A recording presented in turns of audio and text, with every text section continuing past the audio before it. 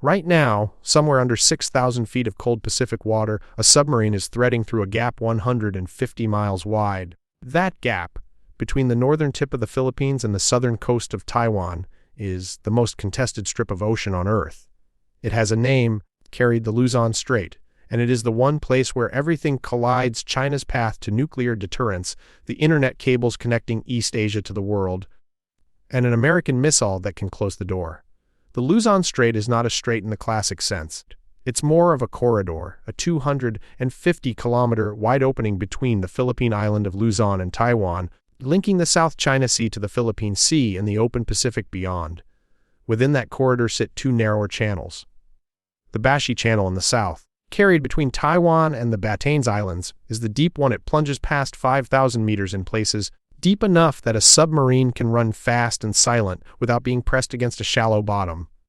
The Balintang Channel, slightly to the north, is shallower and less used. For a Chinese submarine captain trying to reach the Pacific undetected, Bashi is the only viable door. The strait exists here because of geology. Taiwan sits on the collision of the Philippine Sea Plate and the Eurasian Plate. The terrain that built those mountains also carved the deep underwater canyons flanking the island, carried. It's pure accident of tectonics, and that accident has made this gap the most strategically loaded 200 miles on the Pacific Rim. What flows through the Luzon Strait shapes the modern world in two ways, one physical and one invisible. The physical flow is shipping. Carried, most of the commercial traffic between the Americas and the ports of southern China, Vietnam, and Southeast Asia passes through here, using the strait as a shortcut across the western Pacific into the South China Sea. The South China Sea, which the Luzon Strait feeds, and handles an estimated $3.5 trillion in trade every year, a figure calculated by CSS using 2016 data, carried and broadly consistent with more recent estimates. Over 64% of China's maritime trade passes through these waters. For Japan, it's 42%. A blockage here doesn't just slow a supply chain, it reroutes the economy of the entire region. But the invisible flow may matter more. More than 10 major submarine cable systems transit the Luzon Strait seabed. These fiber optic cables carry the internet traffic of Taiwan, Japan, South Korea, and large parts of mainland China, connecting Asia to the United States and Europe. Subsea cables globally carry 99% of international internet traffic, according to the International Cable Protection Committee. The Luzon Strait is one of the three densest cable choke points on Earth. Sever them all at once, the way a 2006 earthquake briefly did, and you don't just cut bandwidth, you sever the financial and communications links on which modern economies run. Stock trades, payments, military communications. Dark! A December 2006 undersea earthquake near the strait cut 9 cables simultaneously. The disruption lasted weeks. And that was an accident. No one was trying. The military dimension is where the Luzon Strait becomes genuinely irreplaceable. China's Navy, the plan, sits behind the first island chain, that arc of islands running from Japan through Taiwan and the Philippines to Borneo that the United States and its allies have used since the Cold War as a natural containment line. Most of the gaps along that chain are too shallow or too narrow for submarines to pass undetected. The Miyako Strait between Japan and Okinawa is one option.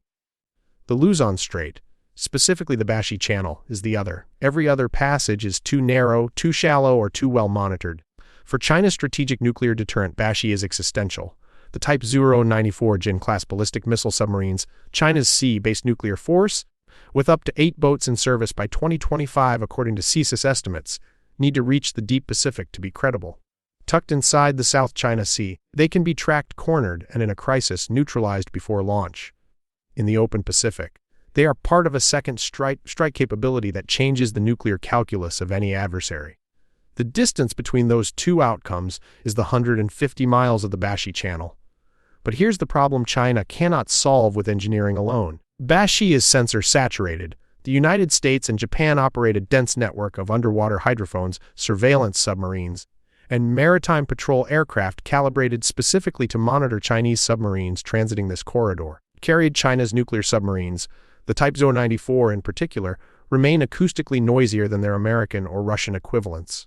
Getting through Bashi undetected, carried according to multiple Western naval analysts, is still a difficult proposition. China has launched more submarines in the 5 years between 2021 and 2025 than in the entire previous decade. The newer Type 096 is designed to fix the acoustic problem, but it isn't deployed in numbers yet. Meanwhile, the United States has made the strait its newest priority in a series of escalating moves.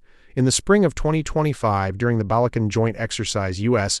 Marines airlifted MSS anti-ship missile launchers to the Batanes Islands, the Filipino island chain that sits directly in the center of the Bashi Channel. The naval strike missiles carried by MASS have a range of roughly 185 kilometers. From Batan Island, they cover the full width of the strait. From the same position, they can range the southern tip of Taiwan. In April 2026, during Balkan 2026, U.S. forces returned forward, positioning launchers even closer to the channel's mouth. Each Marine unit will eventually field 18 launchers. 3 units are planned for the Pacific. That is not an exercise posture. That is a blockade posture. The Philippines, after years of carefully managed ambiguity between Washington and Beijing, has committed its northern islands to this contest. That is a decision with consequences Beijing has not forgotten. Now imagine the strait closes. Not through a blockade, through war. In a Taiwan contingency, the Luzon Strait becomes the pinch point for everything. Chinese submarines trying to break into the Pacific to threaten U.S. carrier groups are trapped or hunted. American attack submarines trying to insert into the South China Sea face the same bottleneck from the other direction. The cables on the seabed, the internet backbone of East Asia, become targets. Not for dramatic effect, but because severing Taiwan's communications links is a standard opening move in any gray zone or full-spectrum campaign. Taiwan's government knows this. After Chinese vessels cut cables near the Matsu Islands in 2023, Taipei began accelerating satellite backup and cable redundancy programs. But redundancy takes years, and demand is growing faster. The freight stops, the cables go dark, the submarines are hunted or cornered. And $70 trillion in annual Pacific trade tries to find a way around 150 miles of contested water with no viable detour. Carried, the Luzon Strait is not famous the way Hormuz is famous, or Suez or Malacca. It does not appear on most lists of critical infrastructure. That invisibility is itself the vulnerability. Every cable laid here, every submarine that threads the channel, every missile launcher positioned on a small Filipino island, all of it rests on the assumption that this door stays open. When the door closes, the Pacific changes shape, and the door is 150 miles wide. That sounds like a lot. Until you realize how many things have to fit through it, and how few people are standing in the way.